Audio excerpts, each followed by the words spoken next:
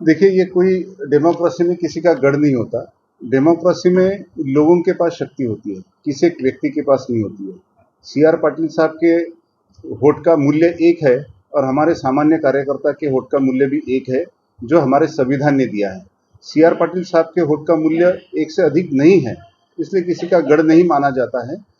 गढ़ जो माना जाता है लोगों का है। डेमोक्रेसी में लोग सबसे ताकतवर होते हैं। मैं नागपुर से हूँ और नागपुर आरएसएस का हेडक्वार्टर है। ये पन्ना प्रमुख वगैरह जो बात है, वो सिर्फ हवा हवाई बात है। ऐसा कोई पन्ना प्रमुख वगैरह नहीं है। सिर्फ परसेप्शन के लिए जनता के बीच में भ्रम निर्माण करना और विरोधी दल के कार्यकर्ताओं को डिमोरलाइज करने के लिए वो पन्ना प्रमुख की बात करते हैं।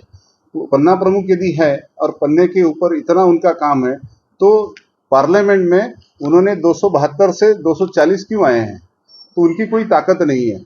हमारे आपस के जो लड़ाई है, जो असमन्वय की स्थिति रही है और मीडिया के माध्यम से परसेप्शन निर्माण करके वो चुनाव जीत रहे हैं और झूठे परसेप्शन निर्माण कर रहे हैं और मुद्दों से भटकाने का काम बीजेपी करती है, इसलिए वो चुनाव जीतती है। जो लोगों के मुद्दे हैं, आम मुद्दे हैं। आज मुद्दे कौन से हैं? शिक्षा है, रोजगार है, आरोग्य है, महंगाई है। ये सारे मुद्दे रोज के मुद्दे हैं। आज गुजरात का व्यापार की स्थिति देखिए, सिर्फ 2 लोगों के हाथ में व्यापार चला गया, बाकी सब व्यापारी आज खाली बैठे हुए।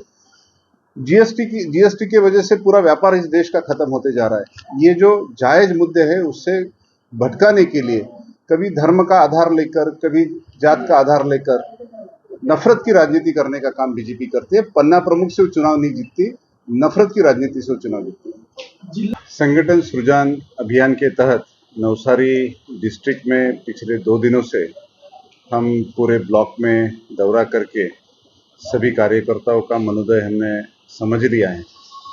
कांग्रेस पार्टी ने 2025 साल ये बहुत गंभीरता से संगठन निर्माण के लिए निश्चित किया है और उसका पहला प्रयोग गुजरात में करने जा रहे हैं। इसके तहत हर डिस्ट्रिक्ट में एक एआईसीसी के ऑब्जर्वर और 4 प्रदेश के ऑब्जर्वर हम साथ में मिलके सभी ब्लॉक्स में हमने दौरा किया, जिसमें चिखली, खेरगाम, बिल्लीमोरा, गंदेवी, जलालपुरा और नवसारी रूरल, ऐसा हमारा कार्यकर्ताओं से रूबरू हुआ और सबसे बातचीत करने के बाद कुछ नाम भी उभर कर आए हैं।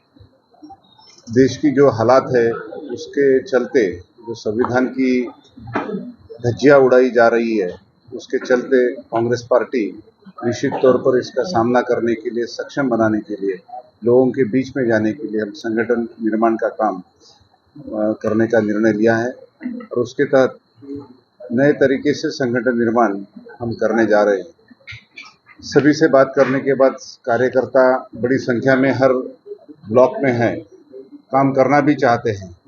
उनको उनके बीच में कोऑर्डिनेशन करते हुए सभी डिस्ट्रिक्ट्स में एक सर्वसमावेशक नेतृत्व हो, सभी को लेके चलने वाले लोग हो और उनमें समन्वय निर्माण करने का काम भी इस बहाने हमने करने की कोशिश की है।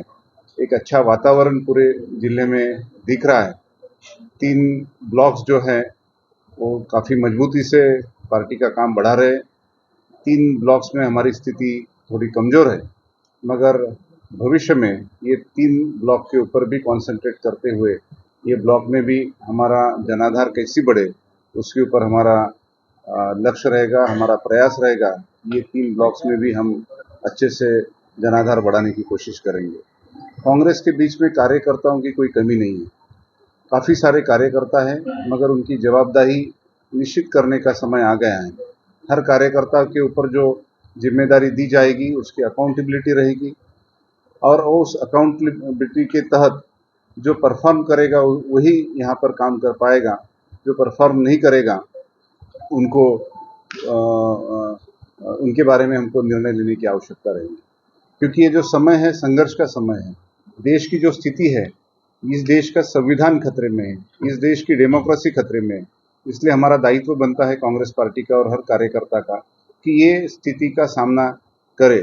गुजरात ये जो धरती है महात्मा गांधी जी की, सरदार पटेल जी की ये धरती है और इस धरती में कांग्रेस की विचारधारा है और कांग्रेस की विचारधारा जनमानस में है, लोगों के बीच में है, मगर हमारे जो कोऑर्डिनेशन का जो काम है वो करने की आवश्यकता है और हमारा प्रयास निश्चित तौर पर है कि कोऑर्डिनेशन बना के नए रूप से हम संगठन का निर्माण करें और ये उसकी प्रक्रिया हमने स्टार्ट की है।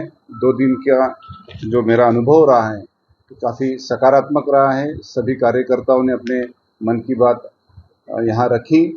सभी ने चिंता भी व्यक्त की कि हमको और तेजी से काम करना पड़ेगा, समन्वय के साथ काम करना पड़ेगा और सभी कार्यकर्ता एकजुट होकर काम करने के लिए उन्होंने निर्धार भी व्यक्त किया है और आपसी जो भी मनमुटाव है इस माध्यम से पूरा खत्म करने की हमारी कोशिश निश्चित तौर पर होगी।